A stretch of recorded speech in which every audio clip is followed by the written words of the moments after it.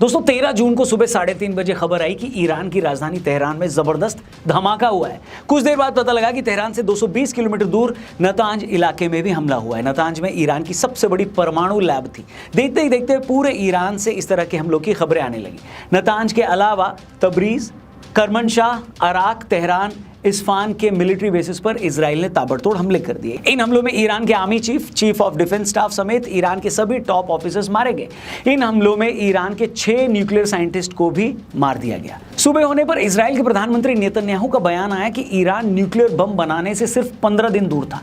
अगर हम यह हमला नहीं करते तो ईरान न्यूक्लियर बम बना लेता, इससे हमारे वजूद को खतरा हो जाता। जिस दौरान हम ये वीडियो बना रहे हैं दोस्तों, तब ईरान ने भी इजराइल पर ताबड़तोड़ मिसाइलें दागना शुरू कर दिया है। ईरान के इस हमले में इजराइल पर कई मिसाइलें गिरी भी हैं। लगभग पूरी इजरायली जनता अंडरग्राउंड पार्किंग में चली गई है। इधर ट्रंप धमकी दे रहे हैं कि अगर ईरान ने परमाणु समझौता नहीं किया तो उस पर हमले होंगे। ईरान ने धमकी दी है कि जो इजराइल का साथ देगा हम उस पर भी हमला कर देंगे। वहीं रशिया और चाइना खुलकर ईरान के साथ आ गए हैं। भारत किसी के साथ नहीं है। कुल मिलाकर हालात बेहद खराब हैं। अगले कुछ दिनों में कुछ भी हो सकता है। ऐसे में सवाल ये है कि ईरान और इजराइल की लड़ाई आखिर है क्या? वो कौन सा न्यूक्लियर डील है जिस पर साइन करने को लेकर अमेरिका ईरान पर प्रेशर डाल रहा है? और क्या रीजन है कि ईरान अमेरिका के साथ कोई समझौता नहीं कर रहा? इसके ऊपर डिटेल में बात करेंगे, लेकिन उससे पहले अनुज धर जो कि एक फेमस ऑथर हैं, रिसर्चर हैं, उनके साथ डिटेल में हमने एक पॉडकास्ट करी है नेताजी सुभाष चंद्र बोस की मृत्यु पर। 25 साल से इनकी रिसर्च ये बताती है कि वो प्लेन क्रैश में नहीं मरे थे, बल्कि गुमनामी बाबा के नाम से यूपी में रह रहे थे। तो क्यों छिपाई उन्होंने अपनी आइडेंटिटी? और भी बहुत कुछ इस पॉडकास्ट में रिवील हुआ है, देखना जरूर। लिंक दिया है डिस्क्रिप्शन और पिन कमेंट में। फिलहाल इस वीडियो में आगे बढ़ते हैं। दोस्तों ईरान और इजराइल आज एक दूसरे के जानी दुश्मन है, लेकिन हमेशा से ऐसा नहीं था। आपको जानकर हैरानी होगी, ईरान टर्की के बाद दूसरा मुस्लिम देश था जिसने 1948 में इजराइल बनते ही उसे मान्यता दे दी थी। 1950 से लेकर 70 तक जब ईरान पर शाह मोहम्मद रजा पहलवी का राज था, उस वक्त दोनों देशों के बीच अच्छे रिश्ते थे। दोनों देशों में ट्रेड होता था, इंटेलिजेंस भी वो एक दूसरे से शेयर करते थे। यहां तक कि दोनों देशों की फौजें आपस में मिलिट्री एक्सरसाइज भी करती थी। और तो और इजराइल की खुफिया एजेंसी ईरान की खुफिया एजेंसी सवाक को ट्रेनिंग दिया करती थी। मगर फिर 1979 में ईरान में इस्लामिक रेवोल्यूशन ने सब बदल दिया। ईरान में शाह की सत्ता खत्म हो गई और वो देश एक कट्टर इस्लामिक गणराज्य बन गया। अयातुल्लाह खुमैनी देश की हुकूमत पर काबिज हो गए। तेहरान में इजराइल के दूतावास को बंद कर दिया गया और उस ऑफिस को फिलिस्तीनी मुक्ति संगठन यानी PLO को दे दिया गया। मतलब रातों रात इजराइल को लेकर ईरान की पॉलिसी बदल गई। उसने एक देश के तौर पर इजराइल के वजूद को मानने से इनकार कर दिया। ईरानी हुकूमत इजराइल और अमेरिका को शैतान कहने लगी। फिर आया 1980 का दौर। 1982 में इजराइल ने लेबनान पर हमला किया। इजराइल हमला करके लेबनान में मौजूद फिलिस्तीनी लिबरेशन फोर्स को वहां से बाहर निकालना चाहता था। यही वो टाइम था जब ईरान ने लेबनान में हिजबुल्लाह को सपोर्ट करना शुरू कर दिया। धीरे धीरे ईरान ने अलग अलग देशों में इजराइल के खिलाफ दुश्मन तैयार करने शुरू कर दिए। उसने लेबनान में हिजबुल्लाह को सपोर्ट किया, फिलिस्तीन में हमास को खड़ा किया, यमन में हुती विद्रोहियों को पैसे दिए और इराक में हशद अल शाबी को तैयार किया। ईरान ने इन सभी गुटों को पैसा, हथियार और टेक्निकल सपोर्ट दिए। इन सारे संगठनों का एक ही काम था, दुनिया में हर जगह इजराइल और अमेरिका के ठिकानों पर हमला करना। इन सब के चलते इजराइल और ईरान में दुश्मनी बढ़ने लगी। इजराइल को भी अच्छे से पता था कि ईरान कोई छोटा मोटा देश है नहीं। ईरान के पास दुनिया का चौथा बड़ा ऑयल रिजर्व है, नेचुरल गैस का सबसे बड़ा रिजर्व इनके पास है। मतलब पैसे की कोई कमी नहीं है। इजराइल को यह भी अच्छे से पता था कि ईरान लगातार न्यूक्लियर बम बनाने की कोशिश करेगा। इसीलिए अपने डिफेंस में इजराइल ने हमेशा ईरान से 2 कदम आगे रहने की कोशिश की है। इजराइल ने साइबर ऑपरेशन से लेकर मिलिट्री ऑपरेशन और इंटेलिजेंस मिशन चलाकर ईरान के साइंटिस्ट को मरवाया। ईरान के टॉप आर्मी कमांडर्स की हत्याएं करवाई। इजराइल ने 2020 में ईरान की राजधानी तेहरान में top nuclear scientist Mohsin Fakhrizadeh की हत्या करवा दी। इस मर्डर को एक ऑटोमेटिक गन से अंजाम दिया गया। इसके पीछे इजराइल की खुफिया एजेंसी मोसाद का हाथ बताया गया है। इससे पहले 2008 में दमिश्क में हिजबुल्लाह के सैन्य कमांडर इमाद मुगनिया की कार को बम से उड़ा दिया गया। 2013 में बेरूत में हिजबुल्लाह के टेक्निकल हेड हसन लाकिस की गाड़ी में गोली मारकर हत्या कर दी गई। 2014 में अल कुद्स ब्रिगेड के माजिद अल मजीद की भी मिस्टीरियस सर्कमस्टेंसेस में मृत्यु हो गई। इसके बाद 2016 में हिजबुल्लाह के सैन्य प्रमुख मुस्तफा बदरुद्दीन को सीरिया में इनसाइड ऑपरेशन में मार दिया गया। इसी तरह इजराइल साइबर अटैक करने में भी बहुत आगे रहा है। 2010 में इजराइल ने स्टक्सनेट वायरस के जरिए ईरान के नतांज यूरेनियम प्लांट को नुकसान पहुंचाया। ये वही नतांज प्लांट है जिस पर 13 जून को मिसाइल हमला करके इजराइल ने पूरी तरह से इसे तबाह कर दिया। इसके अलावा इजराइल ने फ्लेम, डूकू और गॉस जैसे स्पाईवेयर से ईरानी कंप्यूटर सिस्टम को हैक किया। 2013 से 24 के बीच इजराइल ने सीरिया में 1000 से ज़्यादा एयर स्ट्राइक किए। 2018 में ऑपरेशन हाउस ऑफ कार्ड्स चलाकर इजराइल ने सीरिया में मौजूद ईरान के मिलिट्री इंफ्रास्ट्रक्चर को पूरी तरह बर्बाद कर दिया। ईरान को बहुत पहले से ही समझ में आ गया था कि इजराइल से सीधी लड़ाई में वो कभी जीत नहीं सकता, इसीलिए उसने इस लड़ाई में हमेशा दो तरीके अपनाए। पहला, हुती, हिजबुल्लाह और हमास जैसे संगठनों को पैसा देकर इजराइल को भिड़ाए रखना। दूसरा तरीका, अगर अपना वजूद बचाना है तो न्यूक्लियर हथियार बनाना है, और सारी लड़ाई इसी न्यूक्लियर हथियार को लेकर ही है। इजराइल और अमेरिका किसी कीमत पर यह नहीं चाहते कि ईरान के पास न्यूक्लियर बम आए, क्योंकि ईरान के पास न्यूक्लियर बम आने का मतलब है कि ये बम फिर किसी के भी हाथ में लग सकता है। दरअसल न्यूक्लियर बम बनाने के लिए आपको यूरेनियम को प्यूरिफाई करना होता है। ईरान के पास यूरेनियम प्यूरिफाई करने के 2 प्लांट हैं, एक नतांज में और दूसरा फोर्डो में। जुलाई 2015 तक ईरान में 20,000 सेंट्रीफ्यूज मशीनें काम कर रही थी, जिनके जरिए ईरान 8 न्यूक्लियर बम बना सकता था।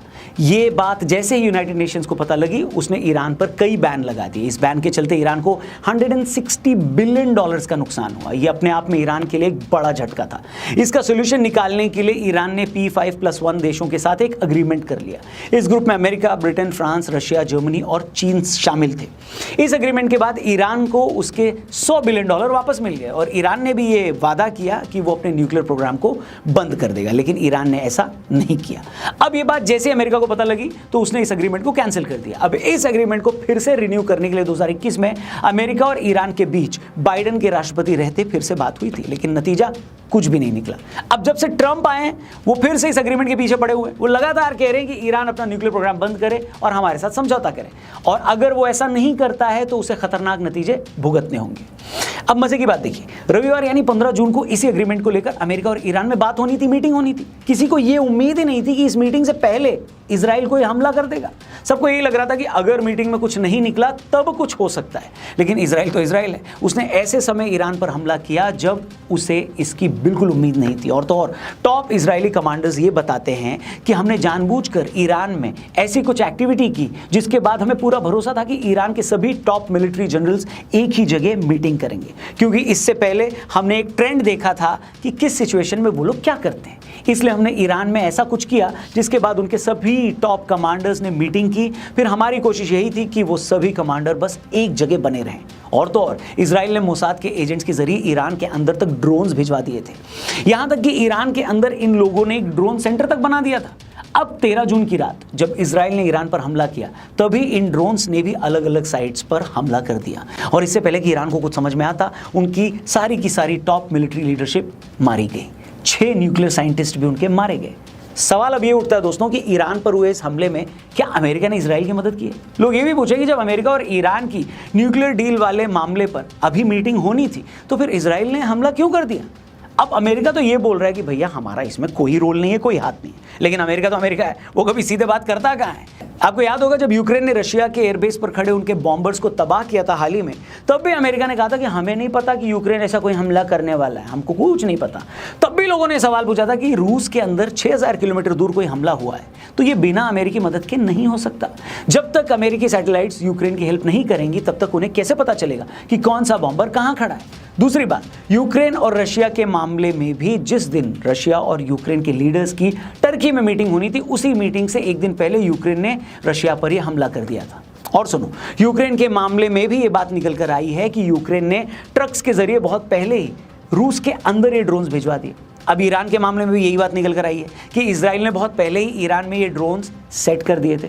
अब अगर दोनों केसेस में इतने सारे इत्तेफाक यानी कोइंसिडेंसेस हुए हैं, तो मतलब कहीं ना कहीं एक ही दिमाग इनके पीछे काम कर रहा है, वरना यूक्रेन और इजराइल दोनों को एक साथ कौन बताएगा कि ऐसा करो? एक साल पहले ही दूसरे देश में ड्रोन्स सेट कर दो, जिस दिन मीटिंग होनी है उससे पहले अटैक कर दो। बेशक इसके पीछे अमेरिकी दिमाग ही है। अमेरिका ने अब अपनी पॉलिसी बदल ली है, वो किसी लड़ाई में सीधे नहीं कूदेगा, लेकिन वो एक पार्टी चुन लेता है और पर्दे के पीछे से उस पार्टी की मदद करता है। अब सवाल ये है दोस्तों कि ईरान और इजराइल की लड़ाई आखिर जाएगी कहां? दुनिया में पहले ही रशिया और यूक्रेन की लड़ाई चल रही है, उस लड़ाई में भी आधी दुनिया इन्वॉल्व है। अमेरिका और यूरोप उस लड़ाई में पैसे और हथियारों से यूक्रेन की मदद कर रहे हैं। ऐसे में ईरान और इजराइल के बीच भी वॉर शुरू हो चुका है, और ईरान कोई चुन्नू मुन्नू कंट्री तो है नहीं, उनके पास पैसे की कमी भी नहीं है, उनके पास बैलिस्टिक मिसाइल्स का जखीरा है, उनके पास चाइना और रशिया का सपोर्ट भी है। इधर अमेरिका ऐसे सिग्नल्स दे रहा है कि वो भी किसी भी वक्त ईरान पर खुद हमला कर सकता है। और दोस्तों बड़े बड़े युद्ध इन्हीं हालातों में शुरू होते हैं। अब ईरान और इजराइल की इस लड़ाई में अगर रशिया और चाइना भी कूद पड़ते हैं, जिसके चांसेस फिलहाल तो कम है, तो फिर कुछ भी हो सकता है। मगर इतना तो तय है कि ईरान अगर किसी लड़ाई में फंसा तो दुनिया में तेल के दाम बढ़ सकते हैं। ईरान के समुद्री रास्तों से यूरोप और एशिया में बहुत सारा ट्रेड होता है। अगर ये लड़ाई बढ़ी तो ईरान उस रूट को भी ब्लॉक कर सकता है। रही बात भारत की, तो भारत इस लड़ाई में न किसी के साथ है न किसी के खिलाफ। इजराइल भारत का पुराना दोस्त है और ईरान के साथ भी भारत के रिश्ते अच्छे हैं। ईरान के चाबहार पोर्ट में भारत का इन्वेस्टमेंट भी है, निवेश भी है। ऐसे में हम तो यही चाहेंगे, यानी भारत तो यही चाहेगा कि चीजें ज्यादा आगे न बढ़े। बाकी आप कमेंट करके बताएं आपकी क्या राय है, क्या लगता है आपको इस लड़ाई में गलती किसकी है? क्या इजराइल ने ईरान पर हमला करने में जल्दबाजी की या ईरान को ही न्यूक्लियर बॉम्ब बनाने की जिद छोड़ देनी चाहिए? जो भी हो आपकी राय कमेंट करके हमें जरूर बताएं। वीडियो सही लगी हो तो इसे अपने दोस्तों से जरूर शेयर करिएगा और डिस्क्रिप्शन और पिन कमेंट में जाइएगा, लिंक दिया है हमारे लेटेस्ट पॉडकास्ट का, जिसको हमने किया है फेमस ऑथर एंड रिसर्चर अनुज धर के साथ। नेताजी सुभाष चंद्र बोस पर एक डिटेल पॉडकास्ट है। बहुत सारी ऐसी बातें जो शायद आपने कभी नहीं सुनी होंगी, इसलिए इस पॉडकास्ट को भी जरूर देखना। Thank you for watching. जल्दी मिलते हैं, अपना ख्याल रखिए। जय हिंद, वंदे मातरम।